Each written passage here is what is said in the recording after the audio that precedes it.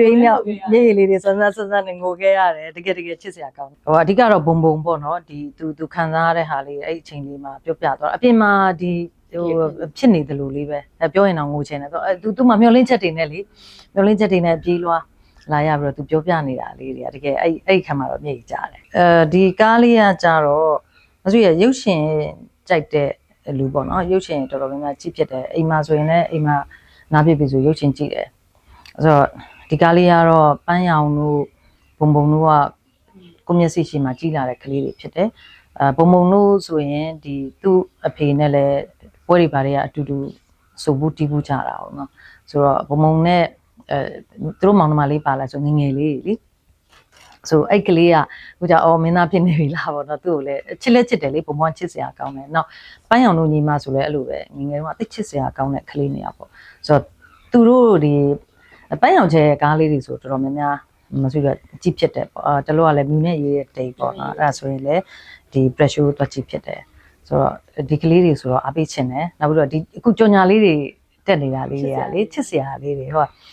လူငယ် romance လေးပေါ့နော်လူငယ် romance လေးဖြစ်တယ်ဆိုတော့ကြည့်ချင်တယ်ဆိုတော့အစဆုံးထိုင်ကြည့်ခဲ့တယ်မဆွေးနဲ့မကောနဲ့နေရာပေါ့နော်အစဆုံးထိုင်ကြည့်ခဲ့တယ်ကြိုက်တယ်ဒီရုပ်ရှင်တကားကြည့်နေရတာနဲ့မတူဘူးလေလူငယ်တွေအပြင်မှာဖြစ်ပျက်နေတဲ့ပုံစံလေးစကားပြောလေယူလေသိတရုပ်ဆောင်တာလေးတွေကဟိုပါပေါ့အပြင်မှာဖြစ်နေတယ်လို့ပဲအဲ့လိုမျိုးလေးခံစားရတယ်ကြိုက်တယ်ကိုယ့်ရဲ့ဒီတက်လက်တန်းပေါ့နော်ရုပ်ရှင်ကြည့်တဲ့နုပညာရုပ်ရှင်ကြည့်တဲ့ဟိုပါပေါ့ပရိသတ်အနေနဲ့ဆိုလို့ရှိရင်ကြိုက်တယ် I wanna be your lobster ဆိုပြီးတော့လေနော်တော်တော်ချစ်စရာကောင်းတဲ့ဇာတ်လမ်းလေးอ่ะဘုံကလေမဆွေတော့သူနင်းပေါ့ drum တီးတာဘုံကကလေးလေးပစ္စည်းလေးတွေက drum တီးနေတော့လေဒီကလေးကခုနပြောလို့ချစ်ပြီးသားပေါ့နော်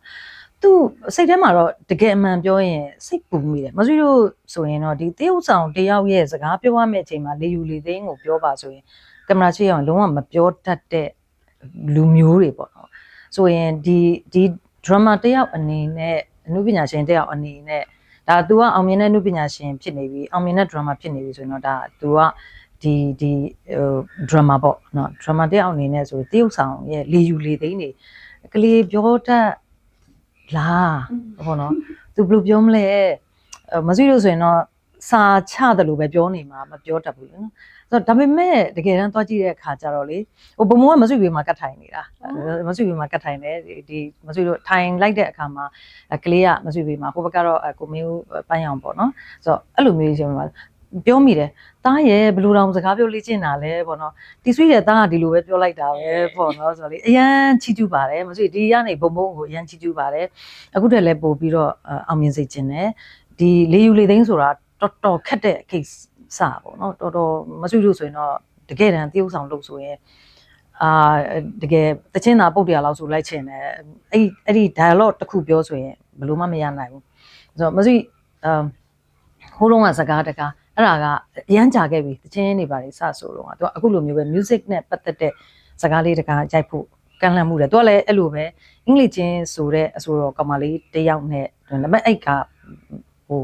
ဘယ်လိုလဲမသိပါအကြောင်းနဲ့မထွက်ဖြစ်ပါဘူးဆိုတော့ तू ကဒီမင်းသားပေါ့နော်ပြောရမယ်ဆိုရင်တော့ဘာခေါ်လဲ camera test ခေါ်တာလားမသိဘူးเนาะဆိုတော့ပါမမို့အခန်းလေးတွေကနေဖွင့်ပြီးတော့ဟဲ့နေပြန်ရောက်ပြီလားဆိုတော့စကားလေးမပြောတတ်ဘူးမပြောတတ်ခဲ့ဘူးเนาะအဲ့ဒီမှာလဲဒါဆိုမရှိတော့အရန်ငယ်သေးတယ်ပေါ့နော်ဆိုတော့မလုပ်ပါနဲ့ဘယ်တော့မှတရုပ်ဆောင်မလုပ်ဘူးမဟုတ်ကိုကလည်းဟိုပါဒီတရုပ်ဆောင်လုပ်ရမယ်ရုပ်ချောမောလှပတာမျိုးမပြောချင်တာ तू အဲ့ထဲမှာလဲအဆိုတော်တယောက်အနေနဲ့ခဏပေါ့ပါစီချင်တာပေါ့နော်လုံးဝမရဘူးဆိုအဲ့ကလေးကအော်တန်တော့တော်တော်ခက်တဲ့ကိစ္စပဲပေါ့နော်လုံးဝ trauma ပဲရထားတာအခုဘုံကြတော့လေရန်ချီကျူးပါတယ်တားဘုံဒီကနေချီကျူးပါတယ်နောက်ပြီးတော့ဒီလူငယ်ပြိသက်အနေနဲ့လည်းဒီကားလေးကိုကြည့်စေချင်ပါတယ်တော့တရှင်းလေးတွေဆိုလို့ရှိရင်လည်းဒီ jazz လေးတွေပေါ့နော်ဒီစကားလေးနဲ့ချိတ်ဆက်သွားလေးတော်တော်ချစ်စရာကောင်းတဲ့စကားလေးပါမဆိုတော့ကြိုက်တယ်ကြည့်စေချင်ပါတယ်ပြိသက်တွေဟုတ်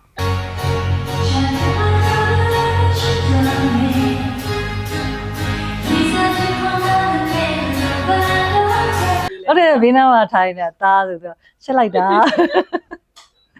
ချက်လိုက်တာပေါ့နော်နောက်ပြီးတော့ဟိုဗာလဲမစီလို့ဆိုလို့ရှိရင်ဂရီဟန်ပေါ့နော်မစီတော့ဒီကိုပစုခေါ်ကြပါတော့ဂီတဘက်ကဆိုတော့ဟိုပစုလာနေမလားမသိကြောက်လိုက်တာပေါ့တော့ထိုင်အတူကြီးနှစ်ယောက်ထိုင်ပြီးတော့နှောက်နေကြလက်စင်းလေးဆိုတော့မိုက်တယ်ရမ်းမိုက်တယ်သူကပေါ့သူကနုံနုံညံ့ညံ့လေးနဲ့ဒီ romance ကိုပြသွားတာပေါ့နော်နူးနူးညံ့ညံ့ဆိုပေမဲ့သူထိရောက်တဲ့ scene တစ်ခုဖြစ်တာပေါ့နော်ကြိုက်တယ်ဟုတ်တယ်တယုံလုံးအဲ့လိုမျိုးអော်နေကြလေသဘောကျပြီးတော့နောက်တစ်ခုကဒီမြို့သားကတ်ဆက်ယုံပေါ့နော်အပြည့်ပေါ့လာအားပေးကြတယ်ပြီးတော့မဆွေမြင်တဲ့လောက်တော့ထပြန်ကြတာမရှိဘူးဆိုမဆွေတို့ဟုတ်တယ်မျိုးနေကြမဆွေတို့တော့မှဒီမဆွေနဲ့မက်ကော်နဲ့နှစ်ယောက်ကသွားစရာရှိတယ်အဲနှစ်ယောက်ကသွားကြငိုရတာလည်းပါသေးတယ်ရင်ခုန်ရတာလည်းပါသေးတယ်မျောလင်းရတာလည်းပါသေးတယ်ဘာဖြစ်မှလဲဆိုစိတ်မောရတာလည်းပါသေးတယ်အပြိုကြီးတွေအချစ်စကားကြည့်ပြီးတော့အပြိုကြီးမြောက်အပြိုကြီးမြောက်မြေကြီးလေးတွေစမ်းစမ်းနဲ့ငိုခဲ့ရတယ်တကယ်ချစ်စရာကောင်းတယ်ဇလန်းလေးကလေအပြိုကြီးမြေကြီးကြားတကယ်အဲ तू အဲ့ဒီနောက်ဆုံးခံမဟုတ်ဘူးဒီမှာပန်းရောင်ထိုင်နေရလေဒီဘက်ချမ်းမှာပန်းရောင်နှစ်ယောက်ချာပြီးပန်းရောင်ဆန်ပန်းရောင်လည်းငိုနေတယ်ဟုတ်တယ်ပန်းရောင်တီးစီလည်းငိုနေတယ်ပေါ့နော်အဲ့လိုမျိုးဆိုတကယ်အဲ့ခန်းလေးကဟိုအဓိကတော့ဘုံပေါ့နော်ဒီ तू ခံစားရတဲ့ဟာလေးအဲ့အချိန်လေးမှာပြောပြသွားအပြင်မှာဒီဟို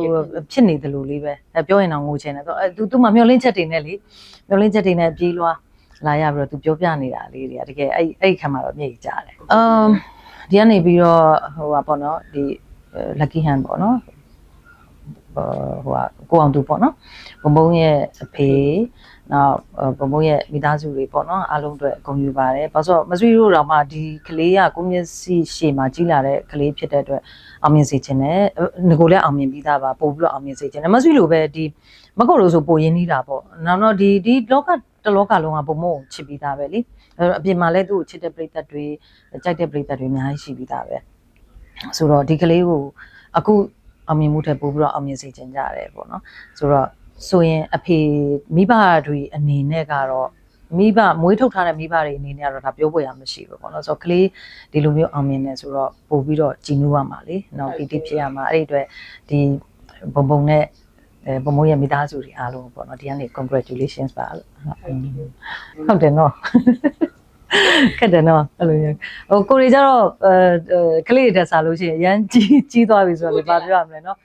ဒီရွယ်ကကိုတင်းစရာလားဘုံစကားလေးမှာကိုတင်းလာမောင်လေးတင်းလာအခုကတင်းမရှိတော့ဘူးဆရာလည်းနော်ရန်လူညံ့ရန်ကောင်းတယ်မစီကိုမနေ့ကလေအဲ့လို